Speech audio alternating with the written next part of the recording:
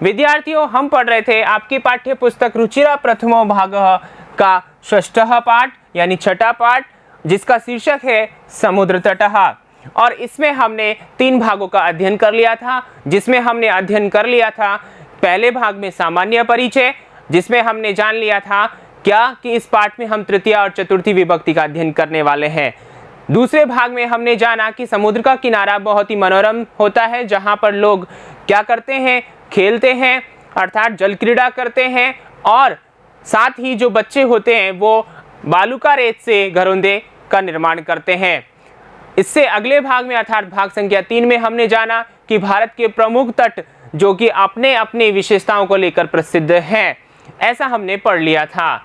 विद्यार्थियों, इस भाग में हम पढ़ने वाले हैं तृतीय गद्यांश, अर्थात भारत एक प्रायद्वीप मतलब कहलाता है, और प्रायद्वीप क्यों कहलाता है ये हम जानने वाले हैं। लेकिन इस जानकारी को पढ़ने से पहले विद्यार्थियों, पिछले भाग में मैं आपको देके गया था कुछ प्रश्न, मूल्यांकन प्रश्न। उम्मीद करता हूं कि आपने उनके उत्तर सही से लिखे होंगे। तो आइए एक बार जांच कर लेते हैं और फिर आगे बढ़ते हैं। मूल्यांकन प्रश्न, यहाँ पर देखिए 3 प्रश्न मैं आपको देके गया था, और पहला प्रश्न है अस्माकं देशे बहवः के सन्ति, हमारे देश में बहुत सारे क्या हैं। यहाँ पर देखिए विद्यार्थियों, इसका उत्तर आपको एक पद में देना है, एक शब्द एक पद में, ठीक है ना। तो यहाँ पर देखिए क्या उत्तर हो सकता है, बहुत सारे क्या है हमारे देश में, समुद्र तटाः, समुद्र तट, ठीक है। अगला प्रश्न है गोवा तटः केभ्यः समधिकं रोचते, ये भी जो है एक पदेन उत्तरत, ये भी आपको एक पद में उत्तर देना है। यहाँ पर देखिए गोवा तट किनको अच्छा लगता है, अत्यधिक अच्छा लगता है, तो किनको लगता है, विदेशी पर्यटकेभ्यः, विदेशी पर्यटकों को अच्छा लगता है। अगला प्रश्न देखिए कुत्र सर्वे जना स्वैरम विहरन्ति, कहाँ पर लोग अपनी इच्छा अनुसार विहार करते हैं, घूमते हैं। तो यहाँ पर देखिए पूर्ण वाक्य न उत्तरत, पूरे वाक्य में उत्तर देना है, अर्थात एक लाइन में, एक पंक्ति में आपको उत्तर देना है। तो कैसे देंगे विद्यार्थियों, यहाँ पर देखिए आप जो कुत्र प्रश्नवाचक पद है उसको हटाएंगे और उसके स्थान पे क्या लिखेंगे, मुंबई नगर से जुहू तटे, मुंबई नगर के जुहू तट पर। आगे प्रश्न में से उतारेंगे सर्वे जनाः, सभी जन या सभी लोग, स्वैरम विहरन्ति, अपनी इच्छा अनुसार क्या करते हैं, घूमते हैं। तो इस प्रकार आप इनका उत्तर लिखेंगे, और आपने लिख भी लिया होगा और सही से लिखा होगा, ऐसी उम्मीद करता हूं, और इसी उम्मीद के साथ आगे चलते हैं। आइए विद्यार्थियों, यहाँ पर देखिए अपना जो अंतिम गद्यांश है पाठ का, वो प्रारंभ करते हैं। भारतस्य तिसृषु दिशासु समुद्र तटाः सन्ति, अस्माद् एव कारणात् भारत देशः प्रायद्वीपः इति कथ्यते। पूर्व दिशायां बंगोपसागरः, दक्षिण दिशायां हिंद महासागरः, पश्चिम दिशायां च अरब सागरः अस्ति। एतेषां त्रयाणाम् अपि सागराणां संगमः कन्याकुमारी तटे भवति। अत्र पूर्णिमायां चंद्रोदयः सूर्यास्तं च युगपदेव द्रष्टुम शक्यते।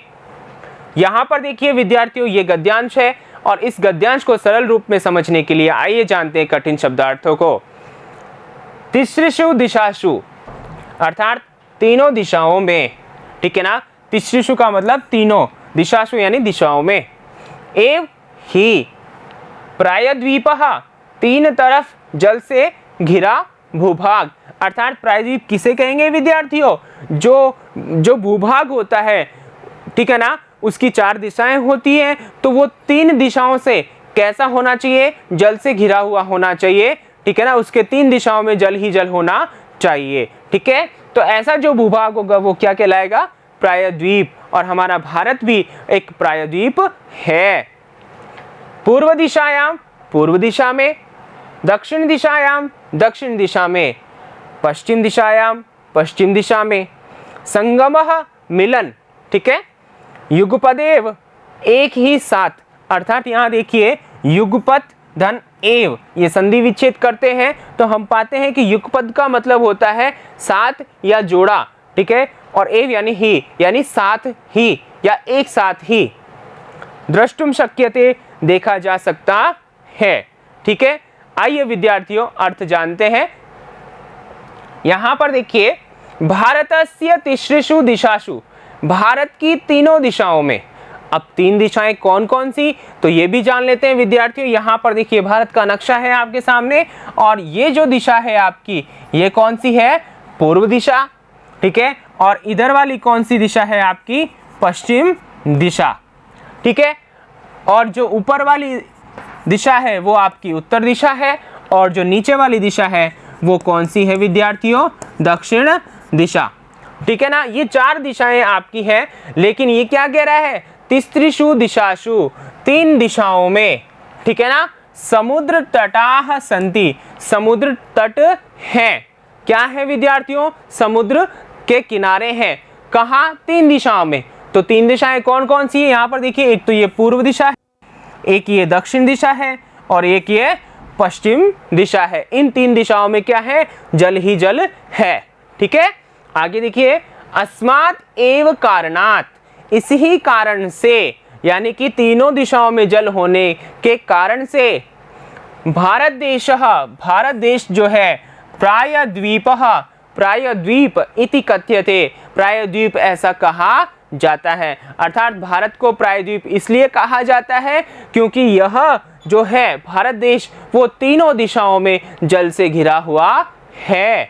ठीक है विद्यार्थियों, आगे देखिए, पूर्व दिशा में बंगोपसागरः, अर्थात पूर्व दिशा में बंगोपसागर, बंगोपसागर का मतलब है बंगाल की खाड़ी। तो ये जो पूर्व दिशा है, यहाँ कौन सा सागर है, बंगाल की खाड़ी।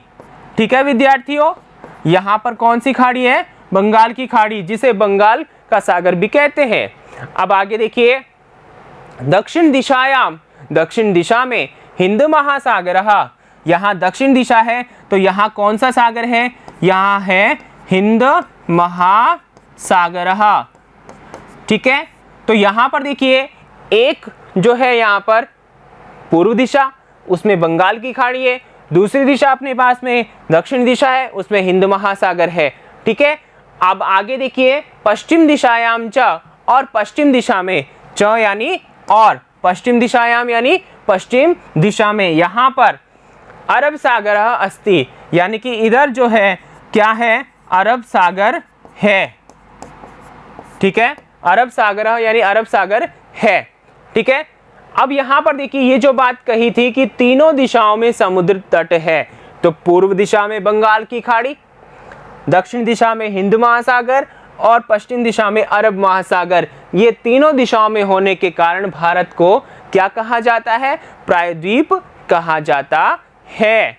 ठीक है विद्यार्थियों, आगे देखिए क्या कह रहे हैं, एतेषाम त्रयाणाम, एतेषाम यानी ये, त्रयाणाम यानी ये तीनों कौन, बंगाल की खाड़ी, हिंद महासागर और अरब सागर। ठीक है, ये तीनों जो है, इन तीनों का अपि यानी भी, ठीक है, सागराणाम, इन तीनों सागरों का जो है संगमः यानी कि मिलन, इन तीनों सागरों का मिलन है, यानी एक जगह होना है, वह कन्याकुमारी तटे, कन्याकुमारी के तट पर। कहाँ पर, कन्याकुमारी के तट पर, जो कि यहाँ है, तो यहाँ कन्याकुमारी के तट पर भवति यानी होता है। इन तीनों सागरों का मिलन कहाँ होता है विद्यार्थियों, कन्याकुमारी के तट पर। अत्र यानी यहाँ कन्याकुमारी के तट पर, पूर्णिमायाम, पूर्णिमा को, चंद्रोदयः, चंद्रमा का उदय होना। ठीक है, सूर्यास्तम च, और सूर्यास्त होना, सूर्य का डूब जाना। ठीक है, युगपदेव यानी एक साथ ही, युगपदेव का मतलब एक साथ ही, द्रष्टुम शक्यते देखा जा सकता है। अर्थात विद्यार्थियों कहना ये चाहते हैं कि कन्याकुमारी का जो तट है, वहां पर पूर्णिमा के दिन जो है चंद्रमा का उदय होना और सूर्यास्त का मतलब होना, अर्थात चंद्रमा एक तरफ से उदय हो रहा होता है और दूसरी ओर जो सूर्य है वो अस्त हो रहा होता है। ऐसा मनोरम दृश्य जो है वहां पर एक साथ देखा जा सकता है। ठीक है विद्यार्थियों, तो ये अपना गद्यांश था और इस पाठ का अंतिम गद्यांश था जो कि हमने अध्ययन कर लिया। तो तो इस प्रकार हमने देखा कि समुद्र तटः नामक जो शीर्षक वाला पाठ आपका रखा गया है पाठ्य पुस्तक में, वह कितना सुंदर पाठ है, जिसमें हमें जानकारी मिलती है समुद्र तटों के विषय में कि किस प्रकार भारत देश में प्रमुख तट है जो अपनी अपनी विशेषताओं को लेकर है। ठीक है, और साथ ही भारत एक प्रायद्वीप देश है। क्यों है? क्योंकि तीनों ओर यहाँ पर जल है, अर्थात यह तीनों ओर से जल से घिरा हुआ है, इस वजह से। ठीक है विद्यार्थियों, उम्मीद करता हूँ आपको समझ में आ गया होगा। आइए हम आगे की ओर चलते हैं। कठिन शब्दार्थ हमने जान लिए। अब आगे देखिए मूल्यांकन प्रश्न, अर्थात यहाँ पर मूल्यांकन प्रश्न आपको करने हैं। पहला प्रश्न है कस्य तिसृषु दिशासु समुद्र तटाः सन्ति। ठीक है, ये इसका उत्तर आपको एक पद में देना है। कः देशः प्रायद्वीपः इति कथ्यते, इसका भी उत्तर आपको एक पद में देना है। और अगला प्रश्न है भारतस्य पूर्व दिशायां कः सागरः अस्ति। ठीक है, इसका भी उत्तर आपको एक पद में देना है। तो विद्यार्थियों इनके उत्तर आप दीजिए। आगे अगले वीडियो में हम लेकर आएंगे अभ्यास प्रश्न और इनकी उत्तर की जांच करेंगे।